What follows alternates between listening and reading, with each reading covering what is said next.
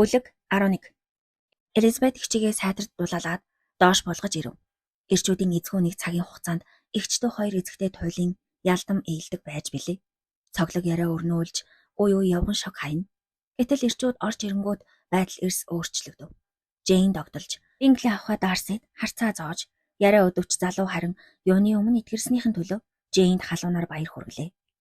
Тэр бүхэл ноён Херст хүртэл толгой тохиж баяртай байна гэх хуурай хүндий товчхон үг шидэж гийгүүлв. Харин ноён Бингли тэвдэн өсчөж гарлаа. Ил зуухыг даруй галлуулж, нэвц салхинаас сэргээлэн Жэйнийг зөөлөн сандалд суулгав. Өөрөө дэргэдэн тухалж аваад өөр хэнийг ч анзаархаа бэлжээ.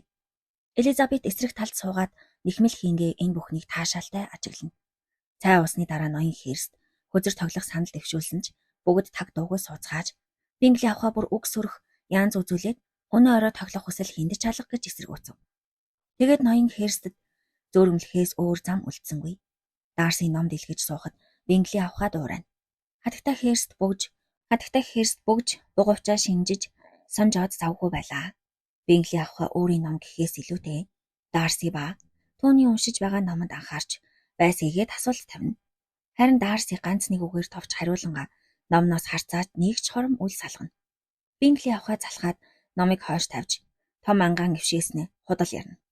Ном уншихаас илүү сонирхолтой ажил байдаг гэж үү? Номноос хүн хизээж бодохгүй. Өөрийн гэр оронтой болонгот ариун номыг сантаа болно да. Хариу хэлэх хүнгүү тул дахин өвшөөж номоо хойш тавив. Бүжигт цэнгүүн зохиох тухай ахын яраа гинэж чихдэлсгэд огцом эргэж хэллээ. Чи аралц, чи энд бүжигт цэнгүүн зохиохоос өмнө бусдын санаа бодлыг сонсмоор юм да. Таашаал гэхээс илүүтэй там мэд хүлээж авах хүмүүс бас бий шүү. Дарсиг хэлж байгаа бол тэр үдшилэг эхлэхээс өмнө унтаж олноо. Би энэ тухайд нэгэн шийдсэн. Удахгүй урилга тараана.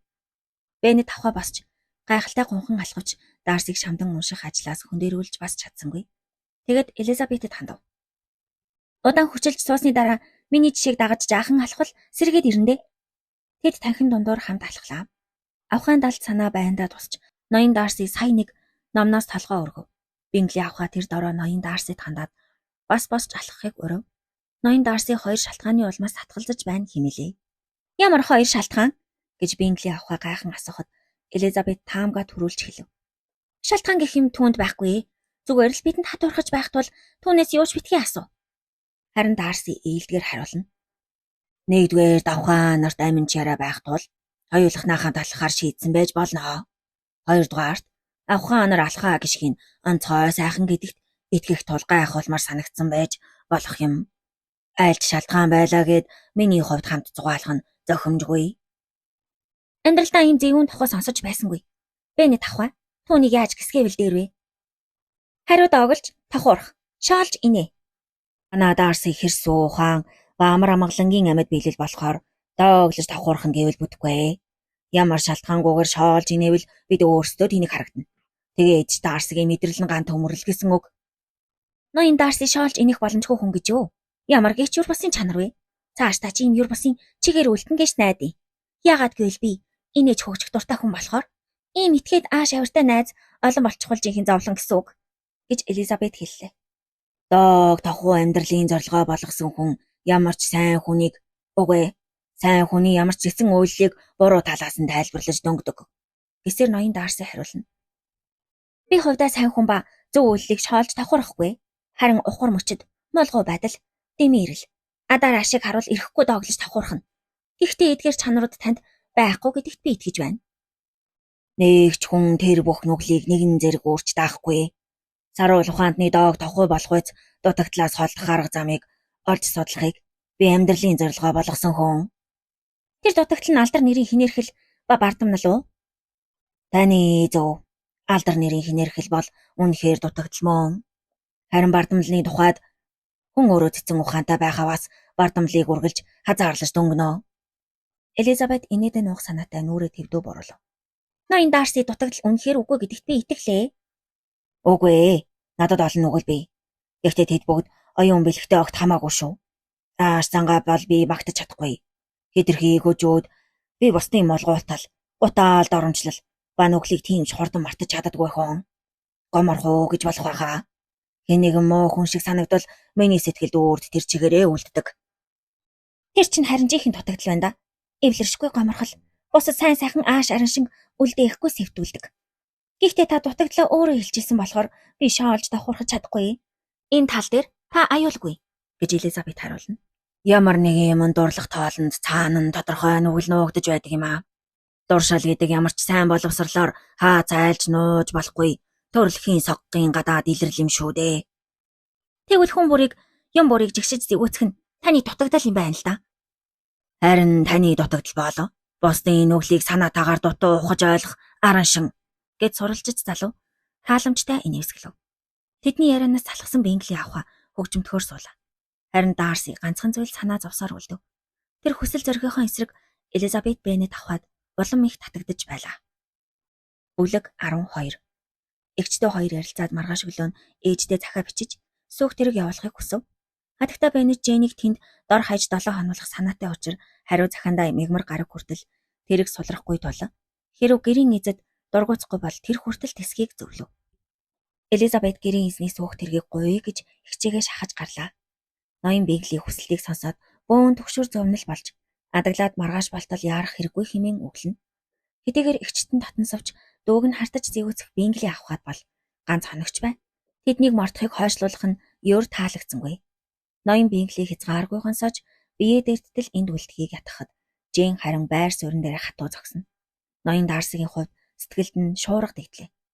Элизабет урилгагүй зочин гэхэд энд хитрхи удаж байгаа нь үнэн гэж тэр бодно. Бас өөрийн соронт шиг татаж эхэлсэн. Бингли авахаа үүнийг айл хэдийн анзаараад бие барьж чадгүйд хүрч ам нэвэл шазвалзаж байгаа. Тэгэхэр гинтийн дотносдын альва илэрлийг гадагшлуулалгүй хавд арах учтайг эрүүл ухаанаар тунгав. Бас аз жаргалт нь ямар нэг байдлаар нөлөөтэй гэх сэтлийг одоо Элизабетэд өгч оогт болохгүй гэж бодлоо. Хэрв ийм санаа газар авах юм бол ноён Дарси эсвэл батлах эсвэл үгүйсэхийн тулд ноцтой алхам хийхээс аргагүйд хүрэх билээ. Дотроо ингэж сэтгэж төлөвлснөөр бүтэн өдрийн турш амнаасаа хитгэн үг унгаад ном шагааж өнгөрөв. Ям гаргийн өглөө арай гэж салах ёс хийлээ. Бингли авахаа дээд зэргээр сайхан ашиглаж дахин уулзгын өрөөл дэвшүүлнэ. Эгчтэй хоёрын тухайд эднийхээ сэтгэл санаа туйлын өндөр бутсан юм. Их нь харин тэднийг тез сондоо хүлээж авч билээ. Гинэд эргэж ирснийг нь гайхаж, бусад төвөг удлаа хэмээн зэмлэж, Жэйний өвчин гарцаагүй сэдрэн гэж ярлана. Ноён Беннетний тухайд том охид хэд хоног эзгүй байх цагаар баяр баясгалан хомсдож, энэ гэр бүлийн хувьд тэд хичнээн чухал болохыг ойлгосон тул чин сэтгэлээс баярлав. Мэри сурсан зангаар баргил хоолоогоор дуулах ур чадвараа дээшлүүлж, хүний зан аашиг судалж, хэдэн шин нийслэл хэлж, бас ёс суртахууны сургаалд хайрлав.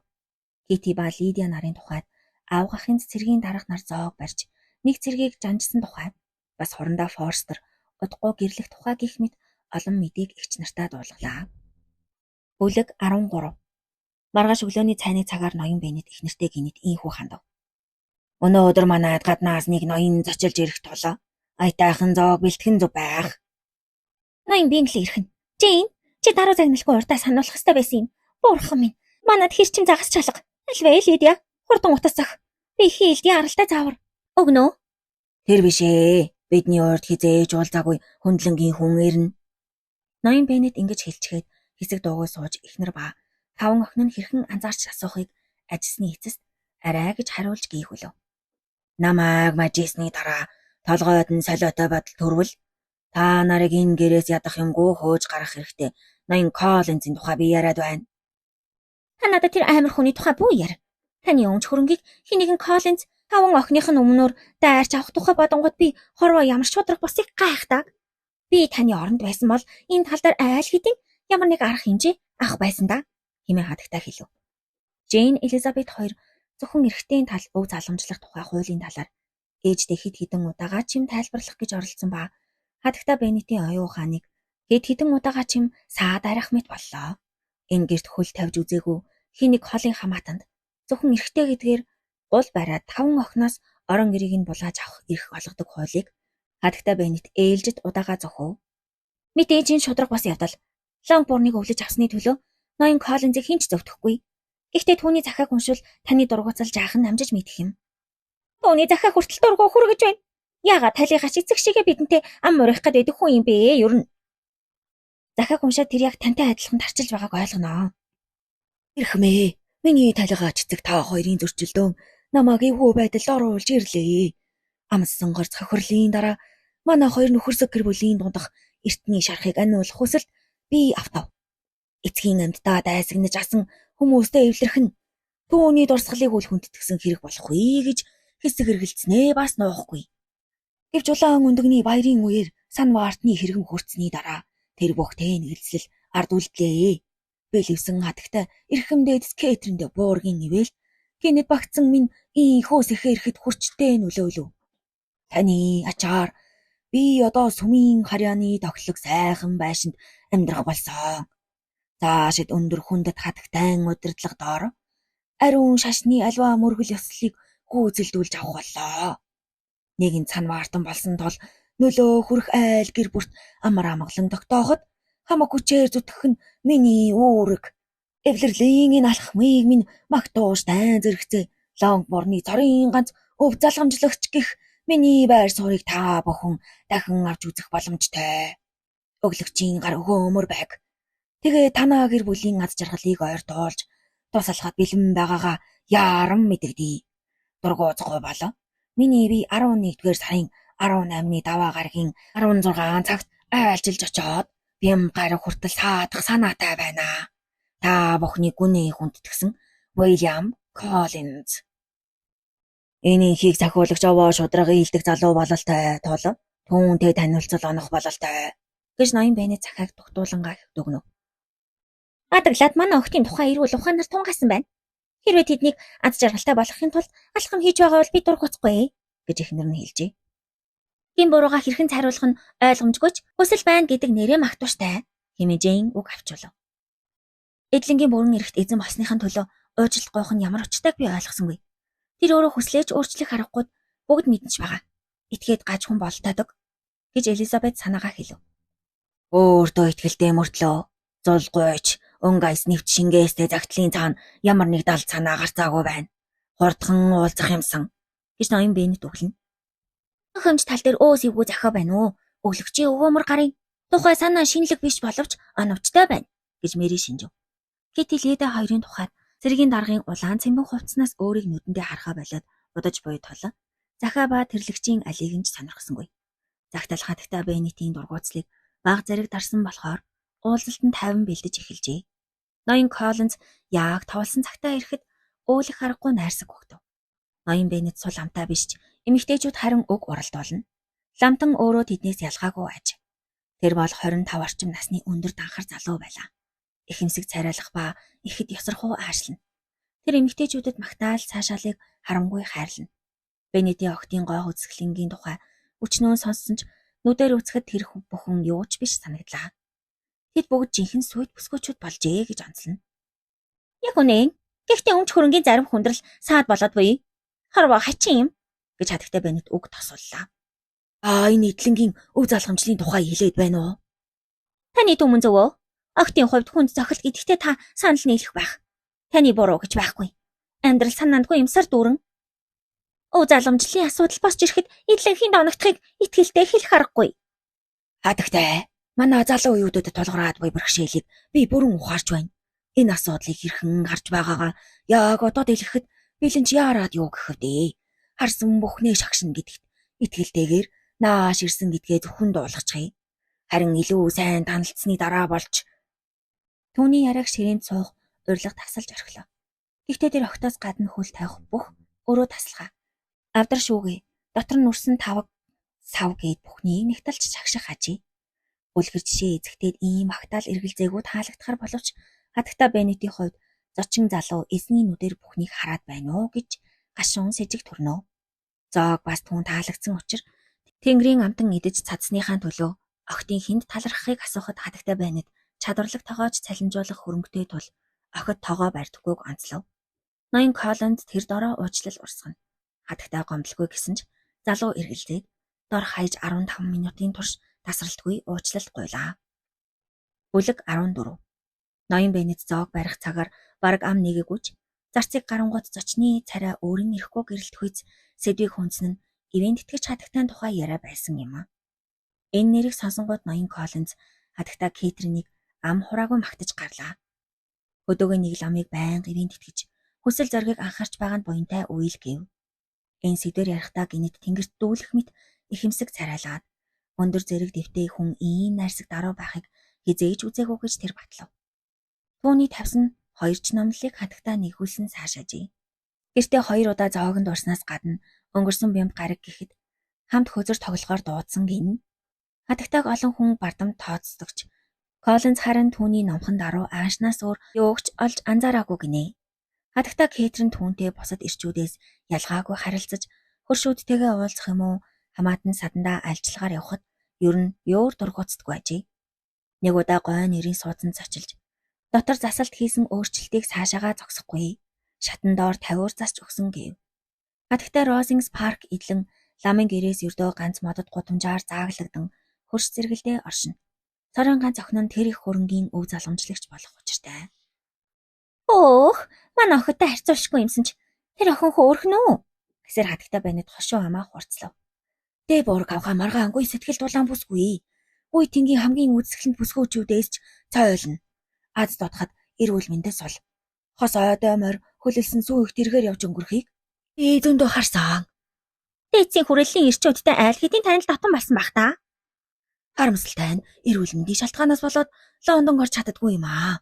Британий дээдсийн хүрээлэлд нэгэн сайхан чимэг дутаж байгаа тухай хатагтай Кэтринт хэлэхэд минь ихэд таалагдах шиг болсон. Юрэнгээ билевсэн хатагтайд жижиг сажиг магтаал хаях гэх мэт боломжит бүх аргаар баярлуулахыг өөрийн үрэгт тооцдог. Та их хэрсэн юм. Тэдгээр аятайхан магтаалууд аяндаа орох онгодоос төрөх үү? Эсвэл удтал бодож сэтгэсний үр дүнд төрдөг үү? Тухайн агшинд харавдаг юм. Энгийн үед хэрэглэх үгсийг би эртнээс бодож цаг бэлтгэдэгч аяндаа орсож байгаа мэт харагдуулахыг хичээдэг. Ноён Беннетийн бодсон ёсоор болов. Үеэл нь жинхэнэ усан тэнэг юмсан ч. Цаашид түүний яриаг ширэн нүрлэж хязгааргүй баясан сонслоо. Тэр бүхэл нэг удаа тэсэлгүй Элизабет руу доогтой харц хайж билээ. Дотроо хантал зугаацсны дараа өв залгамжлагчийг зочдын өрөөнд урьж авхаанаар зориулан ном чангаар уншиж өгөхийг гуйлаа. Мань нэр дуун дээр зөвшөөрсөн ч өгсөн номыг үзэнгүүт нэг алхам ухраад хизээж роман уншиж байгаагүй хэмээн дургуутсав. Кити түүнийг зэрлэг хүн харсан айтаа ширтгэд Лидия харин шулуухан нудраг зангидна. Бусад номыг удтал шүүсний дараа Фордайсын сургуулийг нэгэн хэмийн сүржин дуугаар уншиж гарчээ. Эхлээд удаагүй байхад Лидия чанга ирж эхэлснээр уншлагыг шууд таслав. Ээжээ, Ричардс эргээд ирж байгаа. Би маргааш Мэритэн орох санаатай. Баян Денисийг яасныг мэдмээр байна. Ноён Коллинз гомдсон илт. Залуу ухаанаар өөр тустай. Тухлагтай номыг баг сонирхдог болжээ. Үеэлээ залхаах санаа надад талгаа. Хатагтаа Беннет баахан сандарч найрсгаар уучлал гуйхад хизээ нэгэн цагт уншлага хийвэл ийм явдал давтагдахгүй хэмээн батлана. Харин хамаатан нь үеэлээ хорон санаалсанд итгэхгүй тул гомдоогүй гэх мөртлөө хүмхий зов. Дараа ноён Беннет тэр хоёр хөзөр тоглохоор ширээнд суулаа. Бүлэг 15. Ноён Коллинзыг хэрсөө хүн гэж хэлэхэд илүүдэхгүй. Хөөхд нас нь харанхуй муухаг, харамч хахир эцгийн хараан дор өнгөрсөн. Их сургуульд илссэн ч шинэ найз нөхөртэй болж чадсангүй. Хатуу эцгийн хүмүүжлийн гайхаар дуулууртаа аялдагч болжээ. Тулга тойрсон бодол ба өв залгамжлах ирээдүй хоёрын эрхээр нас ахих тусам ихэрхүү нэгэн болж байв. Хансфордын сүмийн санваартны албан тушаал эзгүүрэх яг тэр цагаар аз тохиож хатагтай дэ буурагтай танилцсан юм.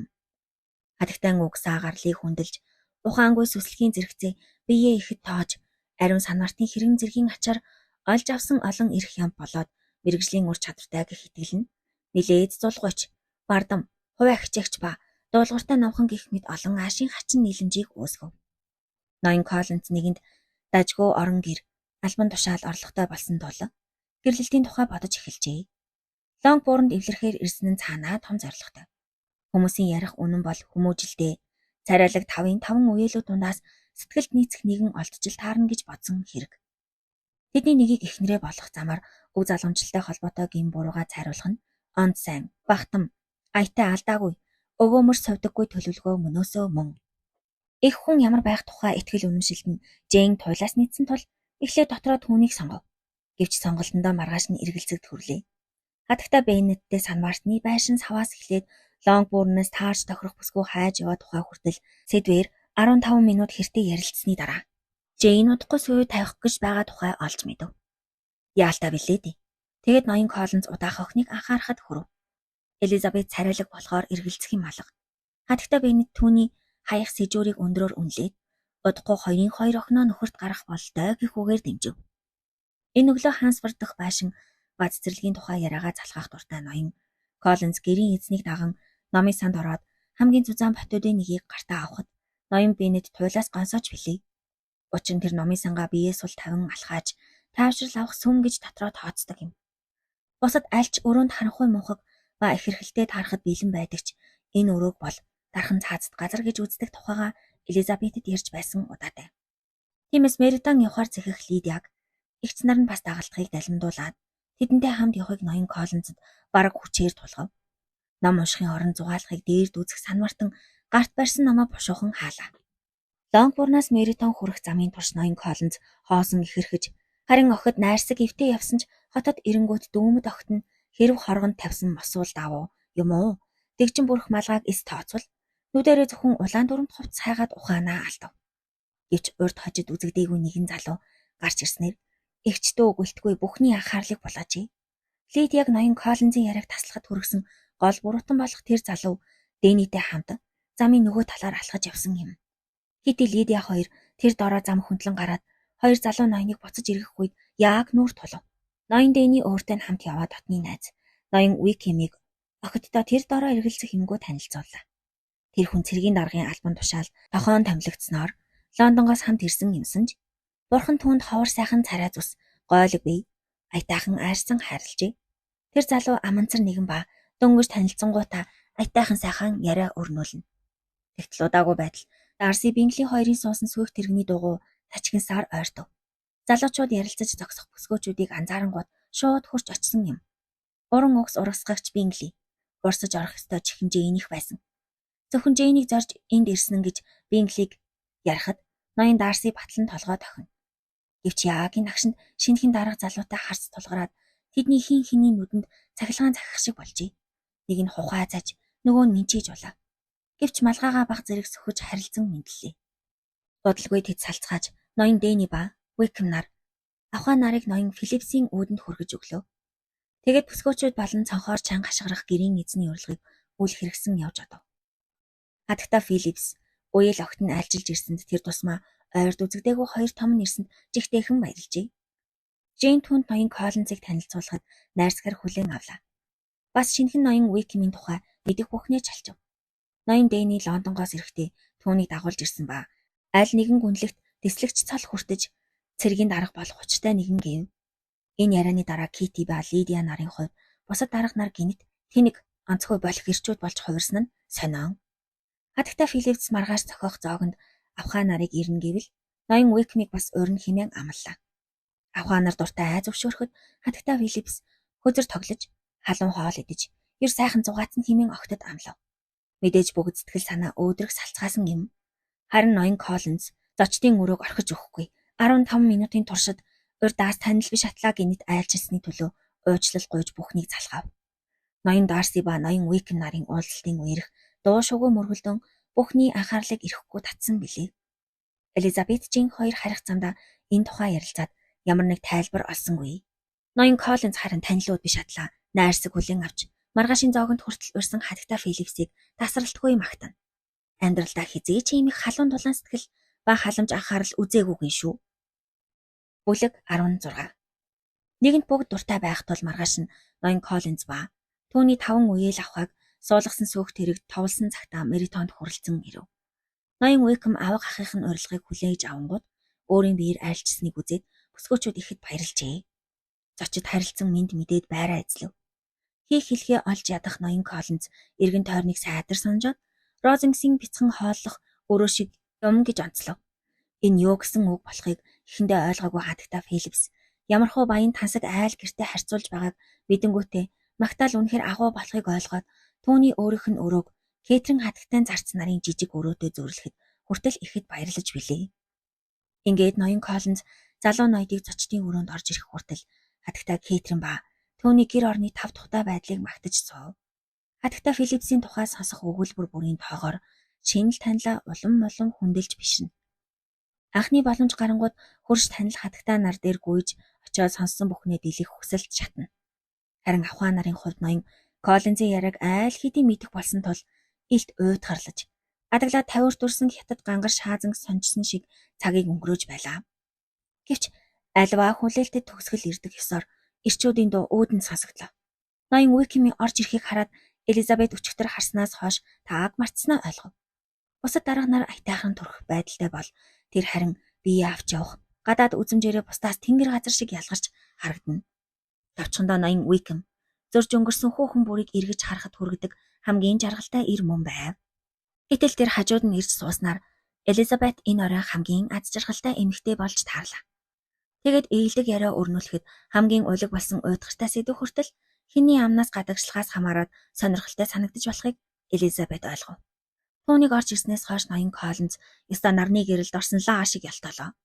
Тэр залуу хатагтай нарын хувьд оршихоо болсон ч хатагтай Филипсийн анхаарлыг харин эзэмдсэн хэвээр тул өнөөх нь аягыг кофегоор тавгийг жигнэгээр дүүрэхээ үл мартна. Бодлого хүзрийн ширээнд бүгд байраа эзлэхэд ноён Коллинз ба хатагтай Филипс нар бас тоглохоор суулаа. Ноён Уиким хүзэр тоглохгүй гэснээр хажуугийн ширээнд урагдаж Элизабет Лидия хоёрын дунд найрсгаар тоглов.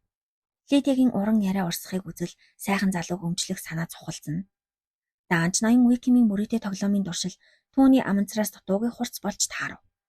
Лидия нөхцөл байдлыг түргэн мэдрээд мөрөөдөө тоглоомд яаралтай татагдаж оронгууд шагнал болон ялагчийг чангаар зарлаж гарсан хүн бүрийн анхаарлыг ирэхгүй татна. Ноён Уиким тоглонгоо Элизабеттэй туртаяа ярилцахад түүний дотроо сонирхож буй сэдв буюу ноён Дарси тэр хоёрын тухай мэдээлэл гадрах магадлал өчөөхөн баг байсан ч бүсгүй зөхөрөхгүй чих тавина. Мэдээж эрэгтэй хүний тухай туруулж асуух зүрх түүнд хүрээгүй. Гэтэл ноён Уиким сэдвийг өөрөө хөндөд Незерфилд эндээс хэр хол болоод ноён Дарси тэнд хэр удаан зочилж байгаа талаар сонирхов. Сар гаруй болж байна.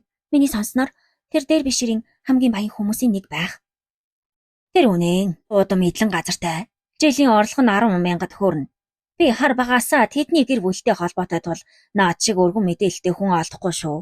Элизабет түүний яриаг сонссноо гайхснаа нууж чадсангүй. Өчигдөр бид хоёр хүнд их үейтэн байдалтай уулзахыг үзсэн болохоор та гайхах нь аргагүй. Ингээд та түүнийг сайн таних уу? Хангалттай сайн гэж Элизабет доогтой хариулснаа. Би түүнтэй нэгэн дээвэр дор 4 хоногийг өнгөрөөлөө. Туйлын таагүй хүн гэдэгт эргэлзэх юм алга. Харин надад энэ талаар үзэл бодлоо илэрхийлэх хэрэг байхгүй. Би түүнийг их эртнээс сайн мэднэ. Гэхдээ таны үнэлэмжийг сонсоод гайхлаа. Та энд гэр бүлийнхэн дундаа тэгж хэлсэн болохоос биш. Өөр газарт бол ингэж ярьж арай зүрхэлгүй байлгүй дээ. Өөр газарт дурсаж болохооргүй юмыг би яриаггүй. Манай энтхий хүмүүс түүнд бүгд дургүй. Бартамлаас нь бүхний дур гутчээ. Ноён Дарсигийн тухай миний ярьснаас арай дээрийг ярих хүн алдахгүй ил болов уу? Гин нэгний тухай хэлбэл зохих үгсийг сонсохдоо би имээгээд байдаг хүн бишээ. Гэхдээ түүний тухай бол юм цөөн тохиолдог байх. Хорвоо түүний эд хөрөнгө байр суурь сохорсон биз? Эсвэл Дарсигийн ааш авраас айдаг байж магадгүй юм. Тэгээ түүний харуулахыг хүсээдгүй тэр хүнийг л олж хардаг. Хэдий түүнтэй танилцаад удаагүй ч ааш хараншин муутай гэдгийг харин баттай хэлж чадна. Энэ нутагт хэр удах санаатай юм бол доо гэж Уиким толгоос ихсрэн бодлоо чанга хэлнэ. Ястай бөөмэд ямар нэг сураг сонсоогүй. Тэр энд байлаа гэд таны албан саад болохгүй гэж найдаа. Дарси намайг эндээс явахад хүргэж чадахгүй. Дургу бол өөрөө тонилог. Бид угаас хоорондоо хизээч найрсаг байгаагүй. Уулзах бүртээ би эмзэгэлдэг. Гэвч түүнээс дайрлаа гэд би ичхүүргүй хуваа хичээлд хорон өгнөөс нь дайж чадах биш дээ. Уг нь түүний талигач эцэг миний хамгийн дотны анд бас тун тааламжтай сайхан хүн байж билээ. Би одоо хүртэл сэтгэлдээ хайрлан инэрч гашууддаг юм. Гэтэл хүн надад ил цагаан дайцгандаг. Би түүний альва нүглийг төвчиж чадахч эцгийнхээ урмыг хугалж итгэл найдварыг нь дэвсэлхийг харин зөвшөөрч чадахгүй. Энэ сэдвэр илүү ихийг сонсох Элизабетийн сонирхол хурцтавч ноён Уиким сэдвийг даруй хаасан тул соёлтой бүсгийн хувьд шалгаж чадсангүй. Ноён Уиким тэр хооронд энтхийн нутаг орон хүн зооны тухай ерөнхий сэдв рүү халтарлаа. Энэ дайтай туулахтай олонний дунд орно гэж найдаад томилтыг дуртай хүлээж авсан юм. Хороо маань нэр хүндтэйг мэдэн дээ. Тэгээд штэний энд байр сууд сайтай танил тал ихтэй гэж атгсан. Дээдсийн хүрээллийн гадна нэг хонож чадахгүй юм шиг өөр санагддаг. Энэ амьдрал их гар замсаж урам хугарч явсан болохоор ганц ардлыг авч дэвчихгүй. Надад анд нөхөд хэрэгэм зэрэг хэрэгтэй. Цэргийн хүн болон чиний санаж яваагүйч хувь заяа ингэж шийдлээ. Уг нь намайг шашны мяндагтан болгоно гэж хүмүүжүүлсэн юм. Дөнгөж сая бидний ярианы сэдэв болсон.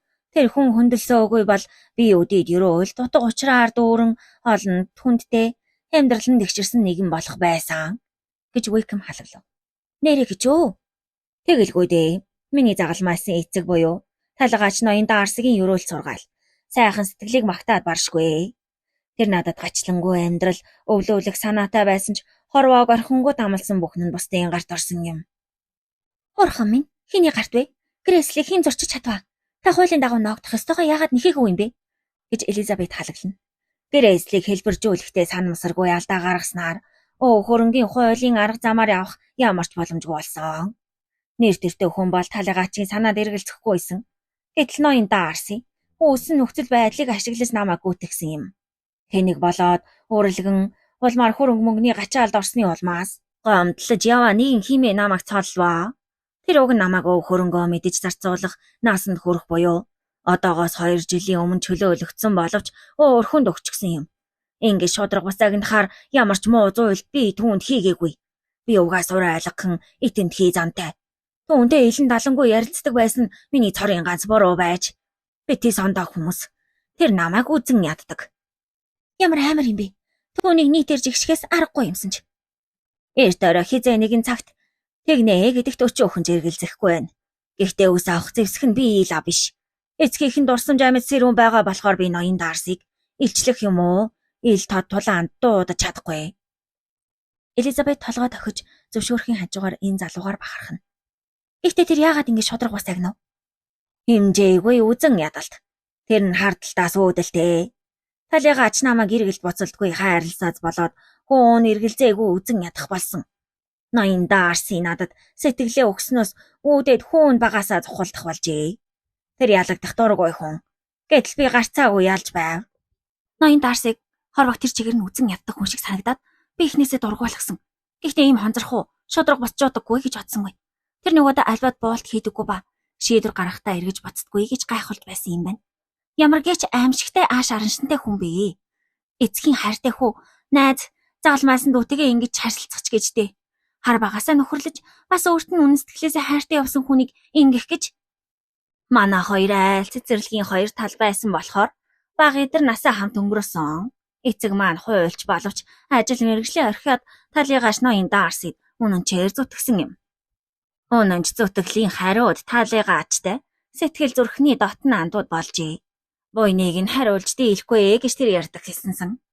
Аавыг манай амсгаа хураахын өмнө намайг цаашдаа анхаарч халамжлнаа гэж амлаж билээ. Яста хачин зэв юм.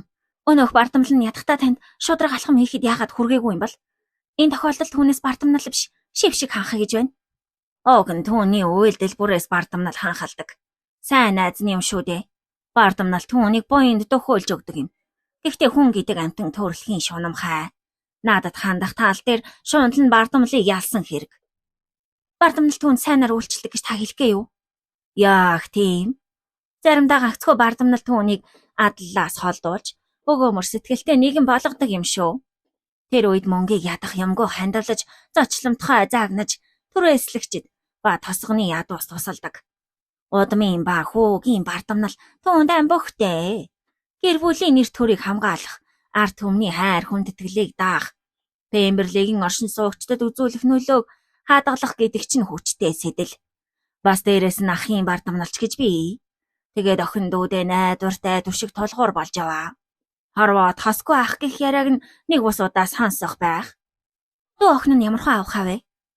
Wickham гонигтай толгоос ихсэрнэ. Айтаасаа авахаа гэж хэлж чадахгүй дээ. Хичнээн харамсдаг гэж. Өөр нь би Дарсын нарын тухай таагүй гунахаас аргагүй. Ахтагаа усны туршил шиг адилхан бардам бүсгүй. Багада надад ухаангүй хайртай ялдан морайлгхан охин байж билээ. Одоо тэр миний хувьдлаад үхсэн. 15-6 настай хинцэрхүү өрхөн авахаа би.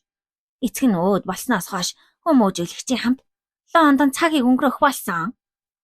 Тэнгэрийн элчиг хаашаарн шин тааламжтай аяг ааштай ноён Бингли яаж тэр мангастай нөхөрлөдөг юм болоо?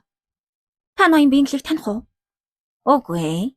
Хөлцөнгөө ийдэг, сэтгэл татам залуу. Ноён Дарсиг танаагүй яваа болж таарлаа да. Тийм л байх. Дарси болох эсвэл хин нийж сэтгэлийг булааж чадах. Овсгоотой ир. Хэрэгтэй гэж үзсэн хүнтэйгээ хэл амаа амархан олноо.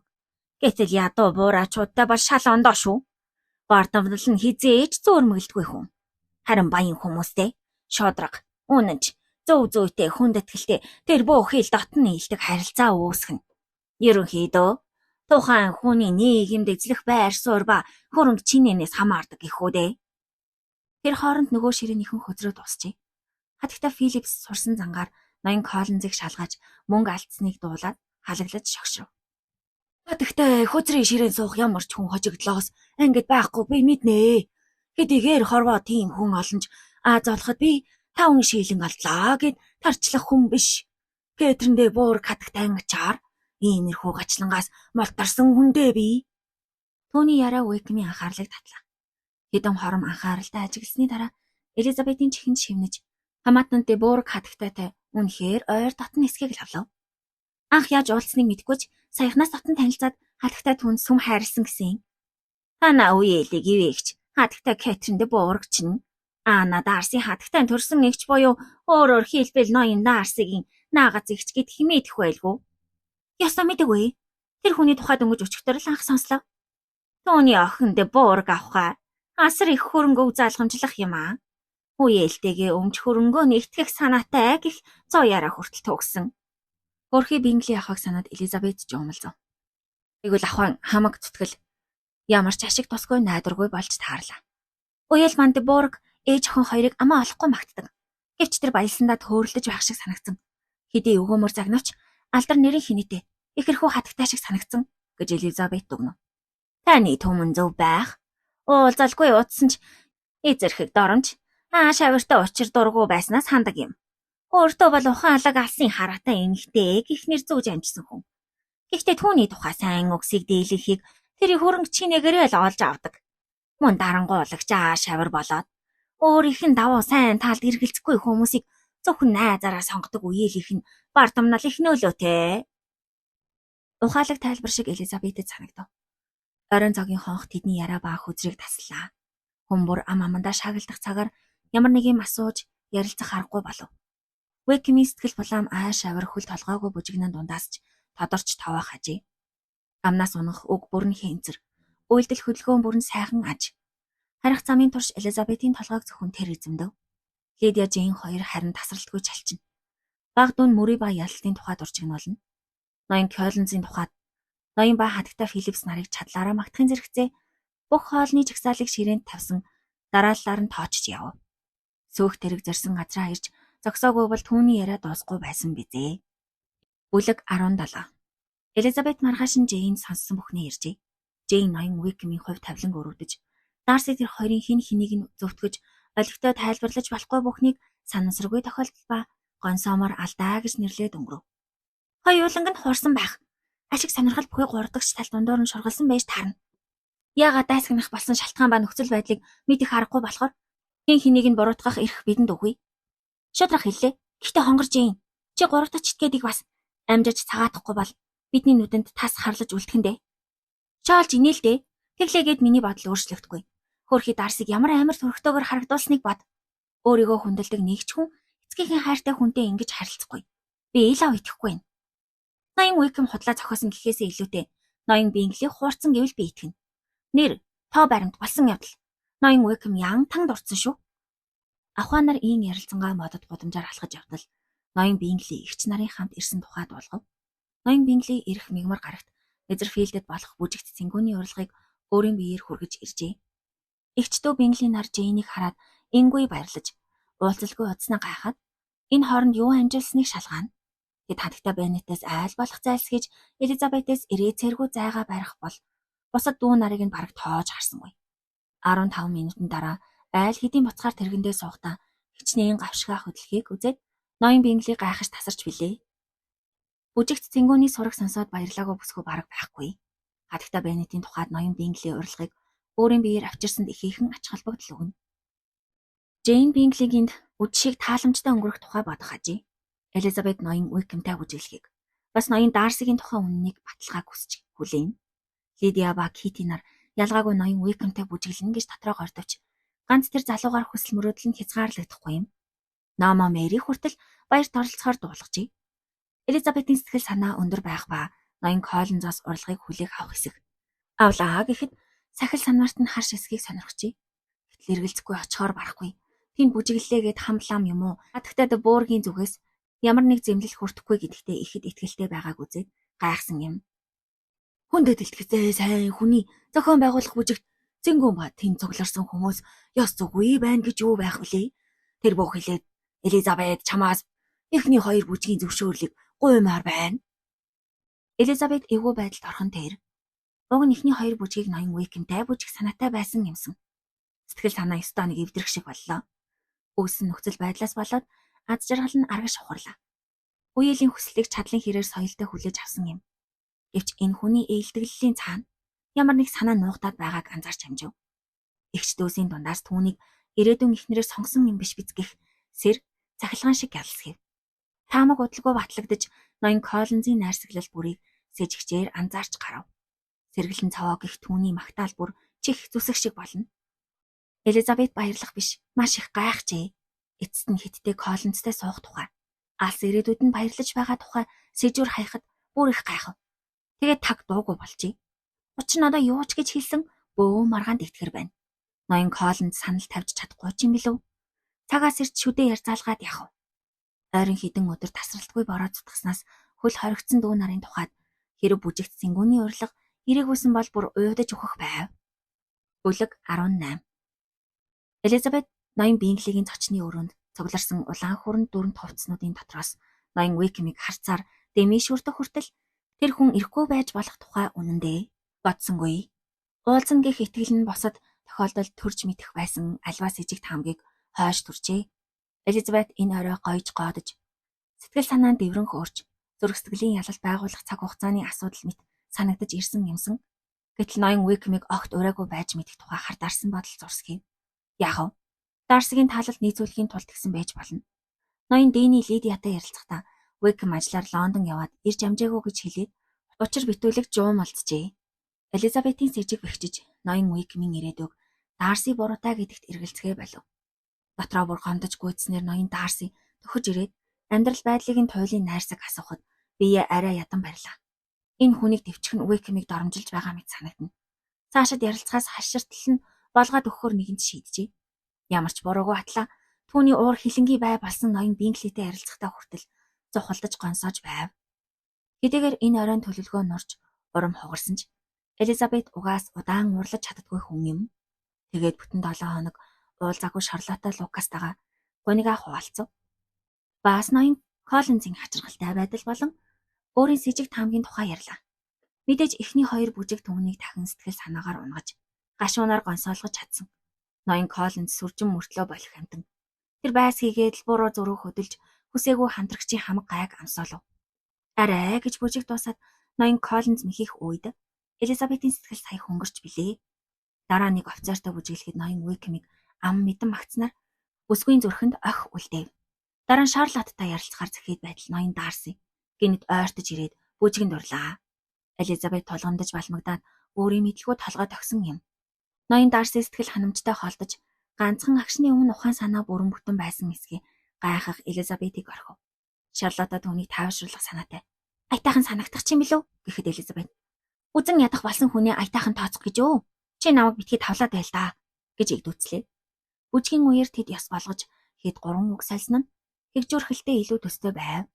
Хөгжим зогсохдоо зэрэгцээ дүү нарынхаа хамт Меритонд айлчилж байгаа эсхийг ноён Дарси асуулаа. Тийм ээ.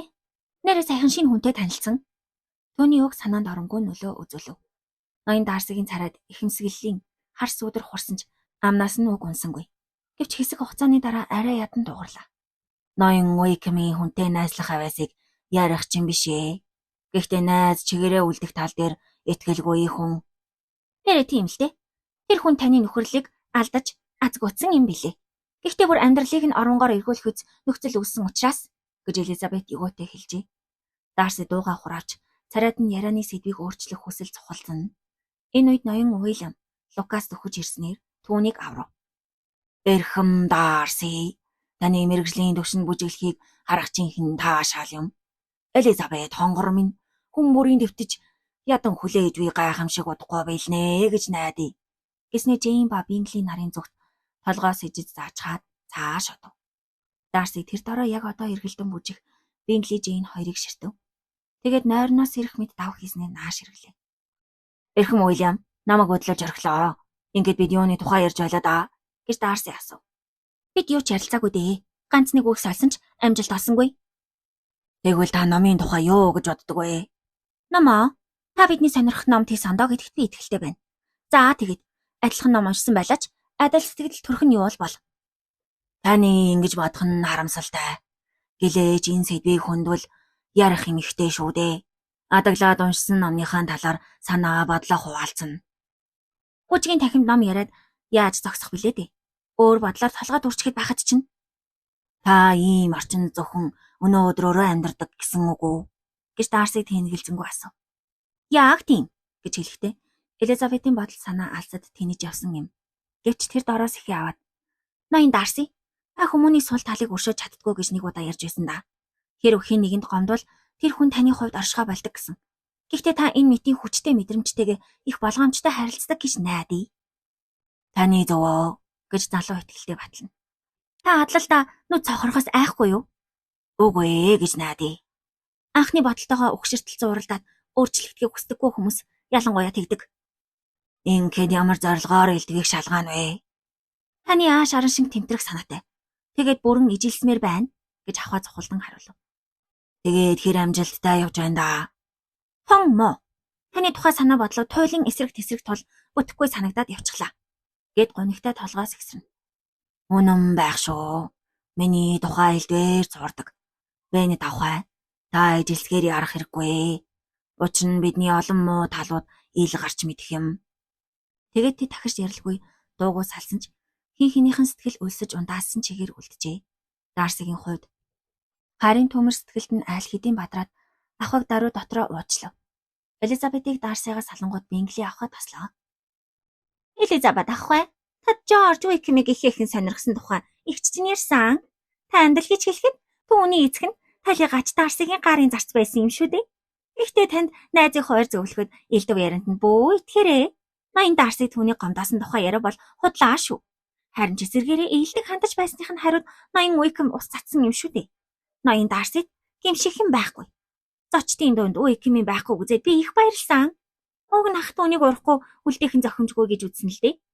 Ер нь түүний энэ нутагт ирсэн нь хүртэл хигж үрхэл.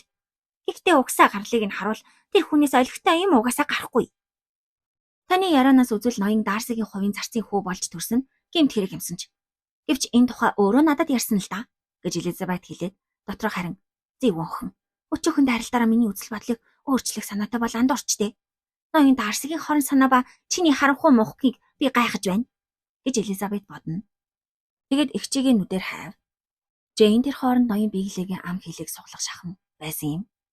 Эгч нь хичнээн амгалан төрхтөөгөр сэтгэл булаам инээмсэглэж байгааг хараад ад жаргалд ойрхон байгааг Элизабет шууд таав. Алло, ноён Уикмийн тухай ямар нэг юм тодруулж чадваа гэж Элизабет шамдуу асуулаа. Харамсалтай чамд айтайх юм хэлж чадахгүй нэ. Тэдний хоорондын харилцааны нарийн ширээнийг бол ноён Бингли мэдгүй юм байна. Гэтэ найзынхаа журамтай жудагтай бол хар толгоогоор хариуцнаа гэсэн. Төвний яриагаар ноён Уикм яавч журамтай шудрах хүн биш юм байна. Ухаангүй алхам хийснийхээ төлөө ноён Дарсигаас охир шийтгэлийг хүртсэн хүн бололтой шүү. Гэхдээ ноён Бингли ноён Уикмийг танихгүй гэсэн биз дээ. Тэгэхээр Дарсигийн үгээр ярьж байгаа хэрэг. Гэхдээ гэрээслийн тухай ямар нэг юм мэдэж байна уу? Уг нь Дарси нэг бусадаа ярьж байсан ч ноён Бингли анхаарч сонсоогүй гинэ. Ямар ч тааж гэрээслэл тусгаалж оруулсан онцгой болцол байсан бололтой. Мэдээж ноён Бингли шодрох хүн. Гэхдээ асуудлын нарийн ширээнийг мэдэхгүй зэрэгцээ. Ноён Дарсигийн ярианд итгэж байх тул би хувьдаа өөрийн бодлыг өөрчилж чадахгүй нэ.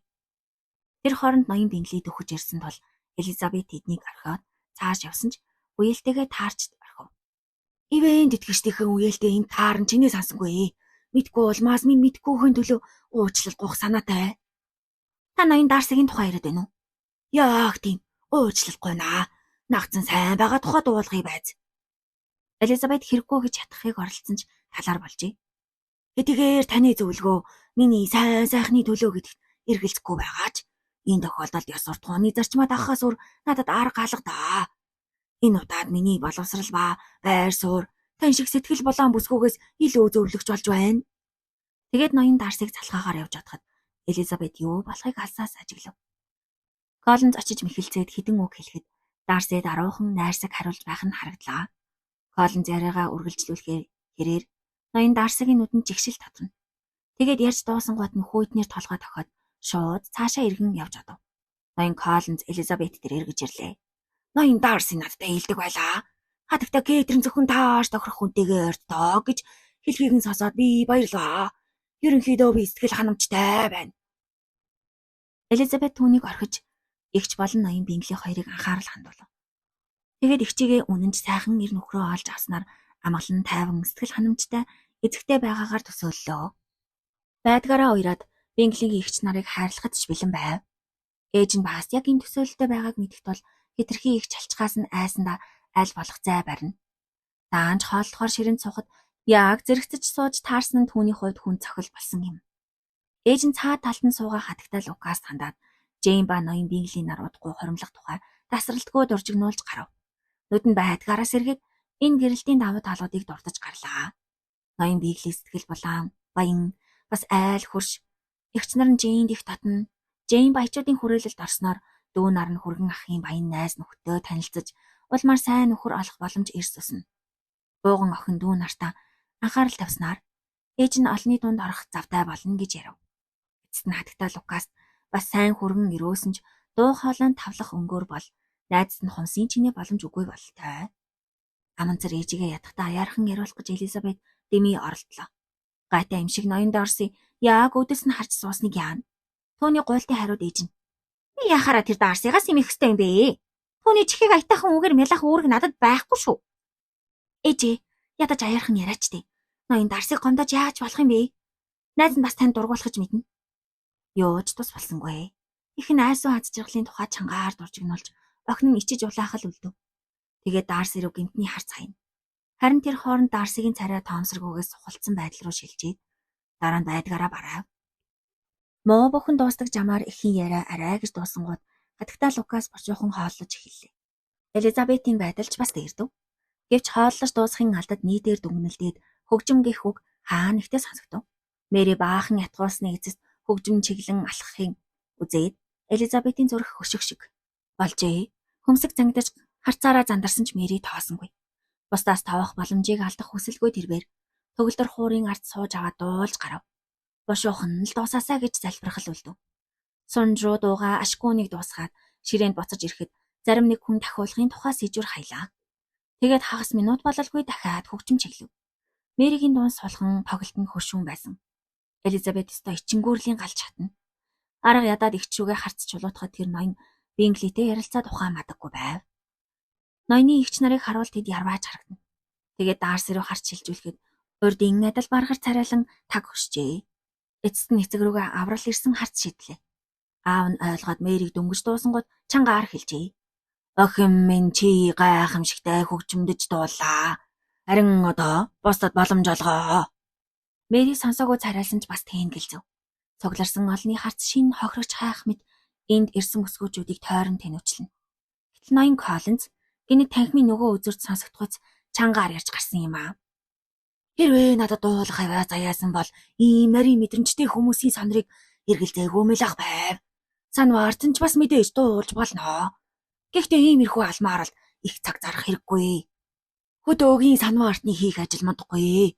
Юуны өмнө сүмийн татварыг тогтооно.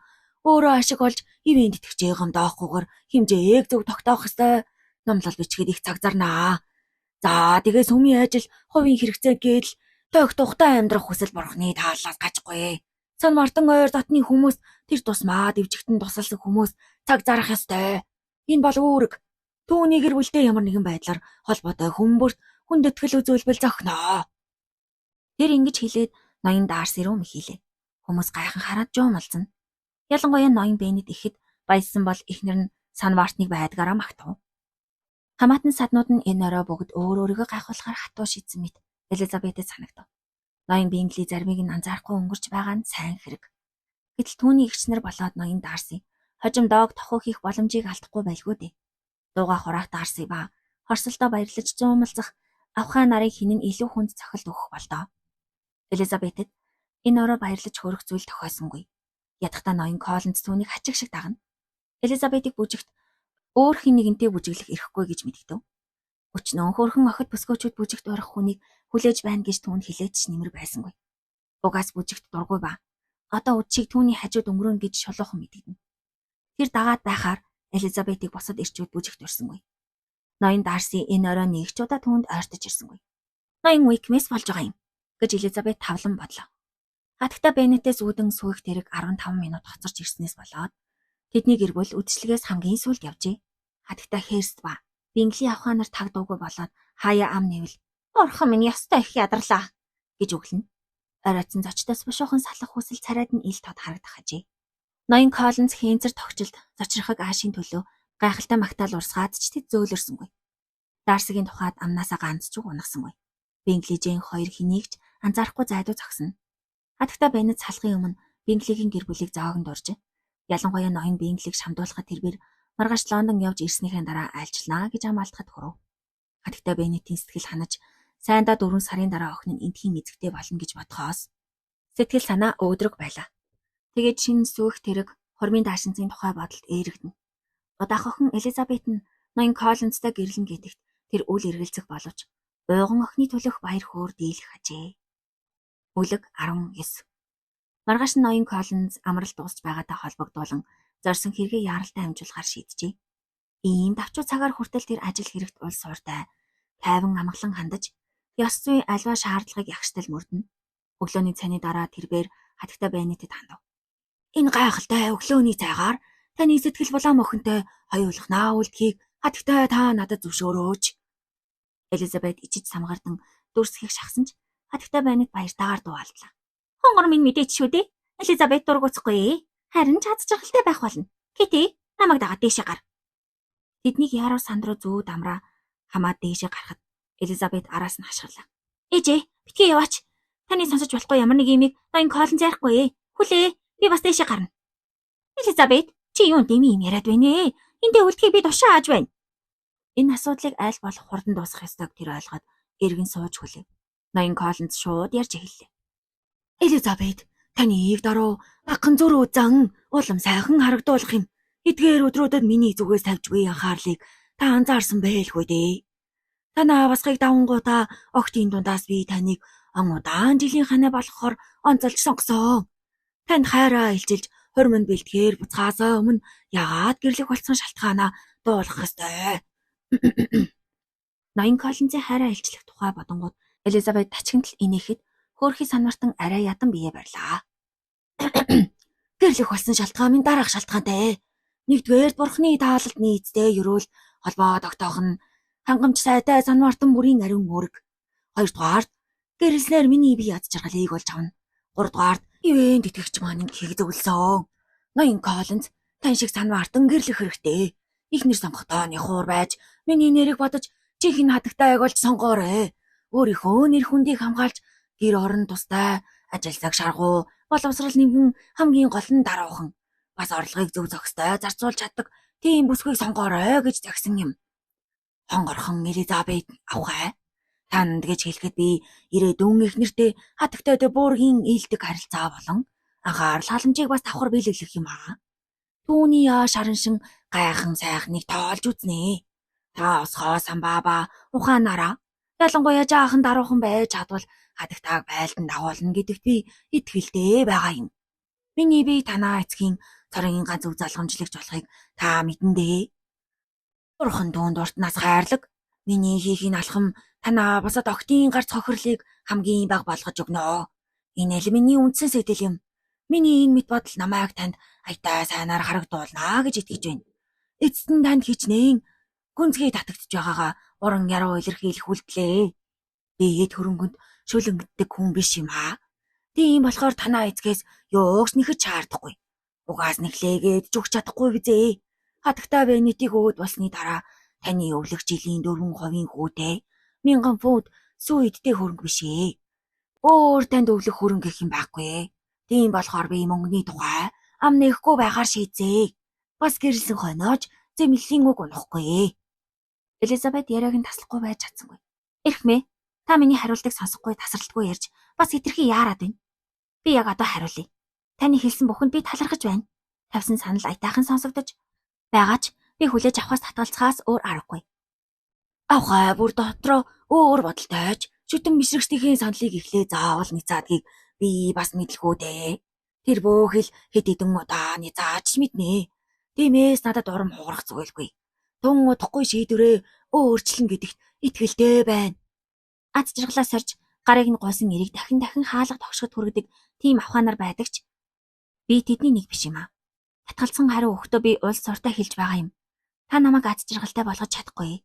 Бас танд аз жаргал бэлэглэх эмэгтэйчүүдийн урт жагсаалтанд миний бие хамгийн адагт жагсан гэдэгт итгэлтэй байна. Ер нь тэгээд хатагтай буураг намайг харуул бүтэлгүй. Хөнгөн хувгаад тооцох нь баттай. Хатагтай танаас ганц нэг сайн чанар олж харах нь дамжиггүй. Намайг хүлээж авах үеэр таныг би хамгийн сайхнаар дүрслэн ярихаа амлаж байна. Тэр тусмаа таны даруу төлөв аривчих юм оч гэх мэт бас сайн чанарыг онцлон дурднаа. Таныг ницааж байгаа минь танд л аз жаргал. Эд баялагийг хүсэн мөрөж байгаа хэрэг шүү дээ. Та зөвхөн дотроо гимшлээ дарж номхруулахын тулд миний гарыг гуйж явна. Тэг хэрэггүй дээ. Лонгборн таны мэдэл очингууд өөрийгөө буруутгалгүй. Юу дуртайгаа хийж болно. Ингээд энэ асуудлыг цэглэе. Элизабет уулзлыг дуусгаад гарах гэсэн чинь ноён Коллинз өөрийнхөө үзтгэв. Дараагийн удаа Тисондоо хариу өгнө гэж найдаа. Авхаа нар ихний гуйлдыг ницаадаг. Энэ уламжлалыг би хүндэлж байна. Тэр бөөхөл эмэгтэй хүний нарийн ухаанаараа намайг улам дашуу урдах шиг болж байна. Ноён Коллинз миний хэлсэн ярьсныг өөгшүүлэлт мэтэр ойлгож байгаа бол жинхнээсээ татгалзаж байгаагаа илэрхийлэх өөр үгийг би үнэндээ ойлгохгүй болох нь гэж хэлэхдээ Элизабет бараг барьц алдав. Таныг зөвшөөрхөн цаг хугацааны хэрэг гэж найднаа. Нийгэмд эзлэх байр суур, хатагтайд буургийн ивэл бидний хамаатны садны хэлхээ холбоо зэрэг нь ингэж найдахад хүргэж байгаа юм шүү. Нөгөө талаар хэдий олон давуу сайн чанартайч танд инж гэх юм үгүй тул өөр хэн нэгэн сүйд авахгүй бол болов уу да. Тэгэхээр та жинхнээсээ татгалзаагүй бөгөөд зүгээр л тодорхойгүй байдал үүсгэх замаар миний дотносдлын гал тос нэмж байгаа хэрэг. Нарийн ухаантай авхаа нарын хийдгэл алхам да. Шүтэн бишрэгчтэй шаналгах авхаа нарын чамирхлын тухайд надад дургуцах юм алгаа. Гэхдээ миний үг үнэн гэдэгт итгэвэл би баярлна. Надад санал тавьсан тань үнэхээр талархаж байгаач хүлээж авах хүч тэнхээ надад алга. Сэтгэл зүрхмийн зөвшөөрөхгүй байна. Та нэрээ дур булаан бүсгүй юм. Хүндэд эцэг их адилснаар миний гуйлд хүчин төгөлдөр болноо гэж тэр гараас авчин ээлдэг ярина. Өөрийгөө ингэтэл хуурахыг хараад хэлэх үггүй болсон Элизабет түүнийг орхилоо. Одоо эцгийн шийдэмгий татгалзсан хариул зөвхөн энэ төөрөгдлийг тасалж чадхаар болжээ.